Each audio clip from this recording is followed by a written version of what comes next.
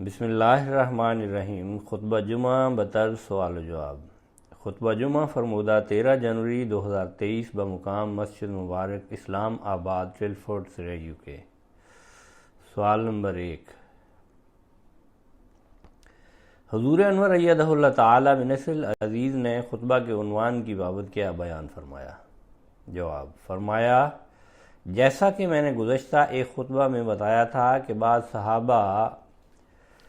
رضوان اللہ علیہم کے ذکر کا کچھ حصہ رہ گیا ہے، وہ بیان کروں گا۔ سوال نمبر 2، حضور انور ایدہ اللہ تعالی بنصر العزیز نے حضرت عبداللہ بن جہش رضی اللہ عنہ کے امیر مقرر کیے جانے اور مسٹر مارگولیس کے اعتراض کی بابت حضرت مرزا بشیر احمد صاحب کا کیا موقف بیان فرمایا؟ جواب،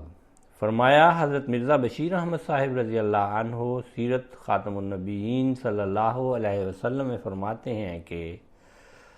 کرز بن جابر یہ مکہ کا ایک رئیس تھا جس نے قریش کے ایک دستہ کے ساتھ کمال ہوشیاری سے مدینہ کی چراگاہ پر، جو شہر سے صرف 3 میل کے فاصلے پر تھی، اچانک چھاپا مارا اور مسلمانوں کے اونٹ وغیرہ ہانک کر لے گیا۔ اس کے اچانک حملے نے طبعاً مسلمانوں کو بہت متحوش کیا، اور چونکہ رئیسائے قریش کی یہ دھمکی پہلے سے موجود تھی کہ ہم مدینہ پر حملہ آور ہو کر مسلمانوں کو تباہ و برباد کر دیں گے، مسلمان سخت فکر مند ہوئے اور انہیں خطرات کو دیکھ کر حضرت صلی اللہ علیہ وسلم نے یہ ارشاد فرمایا کہ قریش کی حرکات و سکنات کا زیادہ قریب سے ہو کر علم حاصل کیا جاوے تاکہ اس کے متعلق ہر قسم کی ضروری اطلاع بر وقت میسر ہو جاوے اور مدینہ ہر قسم کے اچانک حملوں سے محفوظ رہے۔ چنانچہ اس غرض سے آپ صلی اللہ علیہ وسلم نے 8 مہاجرین کی ایک پارٹی تیار کی اور مصلحتاً اس پارٹی میں ایسے آدمیوں کو رکھا جو قریش کے مختلف قبائل سے تعلق رکھتے تھے، تاکہ قریش کے مخفی ارادوں کے متعلق خبر حاصل کرنے میں آسانی ہو، اور اس پارٹی پر آپ صلی اللہ علیہ وسلم نے اپنے پھوپھی زاد بھائی عبداللہ بن جہش رضی اللہ عنہ کو مقرر کیا، اور اس خیال سے کہ اس پارٹی کی غرض و غایت عامت المسلمین سے بھی مخفی رہے، آپ صلی اللہ علیہ وسلم نے اس سریہ کو روانہ کرتے ہوئے اس سریہ کے امیر کو بھی یہ نہیں بتایا کہ تمہیں کہاں اور کس غرض سے بھیجا جا رہا ہے، بلکہ چلتے ہوئے اس کے ہاتھ میں ایک سر بمہر خط دے دیا اور فرمایا اس خط میں تمہارے لیے ہدایات درج ہیں، جب تم مدینہ سے 2 دن کا سفر طے کر لو تو پھر اس خط کو کھول کر اس کی ہدایات کے مطابق عمل درآمد کرنا۔ چنانچہ عبداللہ اور ان کے ساتھی اپنے آقا کے حکم کے ماتحت روانہ ہو گئے، اور جب 2 دن کا سفر طے کر چکے تو عبداللہ نے حضرت صلی اللہ علیہ وسلم کے فرمان کو کھول کر دیکھا تو اس میں یہ الفاظ درج تھے کہ تم مکہ اور طائف کے درمیان وادی نخلہ میں جاؤ اور وہاں جا کر قریش کے حالات کا علم لو اور پھر ہمیں اطلاع لا کر دو، اور چونکہ مکہ سے اس قدر قریب ہو کر خبر رسانی کرنے کا کام بڑا نازک تھا، آپ صلی اللہ علیہ وسلم نے خط کے نیچے یہ ہدایت بھی لکھ دی کہ اس مشن کے معلوم ہونے کے بعد اگر تمہارا کوئی ساتھی اس پارٹی میں شامل رہنے سے متعامل ہو اور واپس چلا آنا چاہے تو اسے واپس آنے کی اجازت دے دو۔ عبداللہ نے آپ صلی اللہ علیہ وسلم کی یہ ہدایت اپنے ساتھیوں کو سنا دی، اور سب نے یک زبان ہو کر کہا کہ ہم بخوشی اس خدمت کے لیے حاضر ہیں۔ اس کے بعد یہ جماعت نخلہ کی طرف روانہ ہوئی۔ راستہ میں جب مقام بحران میں پہنچے تو سعد بن ابی وقاص اور عتبہ بن غزوان کا اونٹ کھو گیا، اور اس کی تلاش کرتے کرتے اپنے ساتھیوں سے بچھڑ گئے، اور باوجود بہت تلاش کے انہیں نہ مل سکے، اور اب یہ پارٹی صرف 6 کس کی رہ گئی۔ پھر لکھتے ہیں کہ مسٹر مارگولیس اس موقع پر لکھتے ہیں کہ سعد بن ابی وقاص اور عتبہ نے جان بوجھ کر اپنا اونٹ چھوڑ دیا اور اس بہانہ سے پیچھے رہ گئے۔ آپ لکھتے ہیں کہ ان جان نثاران اسلام پر جن کی زندگی کا ایک ایک واقعہ ان کی شجاعت اور فدائیت پر شاہد ہے، اور جن میں سے ایک غزوہ بار معونہ میں کفار کے ہاتھوں شہید ہوا، اور دوسرا کئی خطرناک مارگوں میں نمایاں حصہ لے کر بالآخر عراق کا فاتح بنا۔ اس قسم کا شبہ کرنا، اور شبہ بھی محض اپنے من گھڑت خیالات کی بنا پر کرنا، مسٹر مارگولس ہی کا حصہ ہے۔ سوال نمبر 3، حضور انور ایدہ اللہ تعالیٰ بنصر عزیز نے مسٹر مارگولس کے اعتراض مسلمانوں نے جان بوجھ کر حرمت والے مہینے میں شہر حرام میں قافلہ پر حملہ کیا کی بابت کیا بیان فرمایا؟ جواب فرمایا، مسٹر مارگولس لکھتے ہیں کہ دراصل محمد صلی اللہ علیہ وسلم نے یہ دستہ دیدہ دانستہ اس نیت سے شہر حرام میں بھیجا تھا کہ چونکہ اس مہینہ میں قریش طبعاً غافل ہوں گے، مسلمانوں کو ان کے قافلوں کو لوٹنے کا آسان اور یقینی موقع مل جائے گا۔ لیکن ہر عقل مند انسان سمجھ سکتا ہے کہ ایسی مختصر پارٹی کو اتنے دور دراز علاقہ میں کسی قافلہ کی غارت گری کے لیے نہیں بھیجا جا سکتا، خصوصاً جب کہ دشمن کا ہیڈ کوارٹر اتنا قریب ہو، اور پھر یہ بات تاریخ سے قطعی طور پر ثابت ہے کہ یہ پارٹی محض خبر رسانی کی غرض سے بھیجی گئی تھی۔ اور حضرت صلی اللہ علیہ وسلم کو جب یہ علم ہوا کہ صحابہ رضوان اللہ علیہم نے قافلہ پر حملہ کیا تھا تو آپ صلی اللہ علیہ وسلم سخت ناراض ہوئے۔ چنانچہ روایت ہے کہ جب یہ جماعت حضرت صلی اللہ علیہ وسلم کی خدمت میں حاضر ہوئی تو آپ صلی اللہ علیہ وسلم کو سارے ماجرا کی اطلاع ہوئی تو آپ صلی اللہ علیہ وسلم سخت ناراض ہوئے اور فرمایا کہ میں نے تمہیں شہر حرام میں لڑنے کی اجازت نہیں دی ہوئی، اور آپ صلی اللہ علیہ وسلم نے مال غنیمت لینے سے انکار کر دیا۔ اس پر حضرت عبداللہ رضی اللہ عنہ اور ان کے ساتھی سخت نادم اور پشیمان ہوئے، اور انہوں نے خیال کیا کہ بس اب ہم خدا اور اس کے رسول صلی اللہ علیہ وسلم کی ناراضگی کی وجہ سے ہلاک ہو گئے۔ صحابہ رضوان اللہ علیہم نے بھی ان کو سخت ملامت کی اور کہا کہ تم نے وہ کام کیا جس کا تم کو حکم نہیں دیا گیا تھا، اور تم نے شہر حرام میں لڑائی کی، حالانکہ اس مہم میں تو تم کو مطلقاً لڑائی کا حکم نہیں تھا۔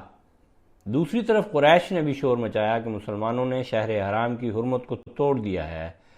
اور چونکہ جو شخص مارا گیا تھا یعنی عمرو بن حضرمی وہ ایک رئیس آدمی تھا، اور پھر وہ عتبہ بن ربیعہ رئیس مکہ کا حلیف بھی تھا، اس لیے بھی اس واقعہ نے قریش کی آتش غضب کو بہت بھڑکا دیا، اور انہوں نے آگے سے بھی زیادہ جوش و خروش کے ساتھ مدینہ پر حملہ کرنے کی تیاری شروع کر دی۔ چنانچہ جنگ بدر زیادہ تر قریش کی اسی تیاری اور جوش عداوت کا نتیجہ تھا۔ الغرض اس واقعہ پر مسلمانوں اور کفار ہر دو میں بہت چیمیں گوئیاں ہوئیں، اور بالآخر ذیل کی قرآنی وحی نازل ہو کر مسلمانوں کی تشفی کا موجب ہوئی، اور وہ یہ ہے کہ اعوذ باللہ من الشیطان الرجیم یسألونک عن الشہر الحرام قتال فیہ قل قتال فیہ کبیر وصد عن سبیل اللہ وکفر بہ والمسجد الحرام وإخراج أهله منه أكبر عند الله والفتنة أكبر من القتل ولا يزالون يقاتلونكم حتى يردوكم عن دينكم إن استطاعوا۔ البقرہ آیت 218۔ یعنی لوگ تجھ سے پوچھتے ہیں کہ شہر حرام میں لڑنا کیسا ہے، تو ان کو جواب دے کہ بے شک شہر حرام میں لڑنا بہت بری بات ہے، لیکن شہر حرام میں خدا کے دین سے لوگوں کو جبراً روکنا، بلکہ شہر حرام اور مسجد حرام دونوں کا کفر کرنا یعنی ان کی حرمت کو توڑنا، اور پھر حرم کے علاقہ سے اس کے رہنے والوں کو بزور نکالنا، جیسا کہ اے مشرکو تم لوگ کر رہے ہو، یہ سب باتیں خدا کے نزدیک شہر حرام میں لڑنے کی نسبت بھی زیادہ بری ہیں، اور یقیناً شہر حرام میں ملک کے اندر فتنہ پیدا کرنا اس قتل سے بدتر ہے جو فتنہ کو روکنے کے لیے کیا جاوے۔ اور اے مسلمانوں، کفار کا تو یہ حال ہے کہ وہ تمہاری عداوت میں اتنے اندھے ہو رہے ہیں کہ کسی وقت اور کسی جگہ بھی وہ تمہارے ساتھ لڑنے سے باز نہیں آئیں گے، اور وہ اپنی یہ لڑائی جاری رکھیں گے حتیٰ کہ تمہیں تمہارے دین سے پھیر دیں، بشرطے کہ وہ اس کی طاقت پائیں۔ سوال نمبر 4، حضور انور ایدہ اللہ تعالی بنصر العزیز نے بنو اسد میں پائی جانے والی خوبیوں کی بابت کیا بیان فرمایا؟ جواب، فرمایا امام شعبی رحمۃ اللہ علیہ سے روایت ہے کہ میرے پاس بنی عامر اور بنی اسد کے 2 آدمی آپس میں فخر و مباحات کا اظہار کرتے ہوئے آئے۔ بنی عامر کے شخص نے بنی اسد کے شخص کا ہاتھ پکڑ رکھا تھا۔ اسدی کہہ رہا تھا کہ میرا ہاتھ چھوڑ دو، جبکہ عامری کہہ رہا تھا کہ خدا کی قسم میں آپ کو نہیں چھوڑوں گا۔ تو امام شعبی کہتے ہیں کہ میں نے اسے کہا کہ اے بنی عامر کے بھائی اس کو چھوڑ دو، اور اسدی سے کہا کہ تمہاری 6 خوبیاں ایسی ہیں جو پورے عرب میں کسی میں نہیں ہیں، وہ یہ ہیں، نمبر 1 کہ تم میں سے ایک خاتون سے رسول اللہ صلی اللہ علیہ وسلم نے نکاح کرنا چاہا تو اللہ تعالی نے کروا دیا، اور ان دونوں کے درمیان سفیر حضرت جبرائیل تھے، اور وہ خاتون حضرت زینب بنت جہش رضی اللہ عنہ تھیں، اور یہ تمہاری قوم کے لیے فخر کی بات ہے۔ نمبر 2، تم میں سے ایک شخص تھا جو کہ جنتی تھا مگر پھر بھی زمین پر عاجزی کے ساتھ چلتا تھا، اور وہ حضرت عکاشہ بن محصن رضی اللہ عنہ تھے، اور یہ تمہاری قوم کے لیے فخر کی بات ہے۔ نمبر 3، اور اسلام میں سب سے پہلا عالم یعنی جھنڈا جو دیا گیا وہ بھی تم میں سے ایک شخص حضرت عبداللہ بن جہش رضی اللہ عنہ کو دیا گیا، اور یہ تمہاری قوم کے لیے فخر کی بات ہے۔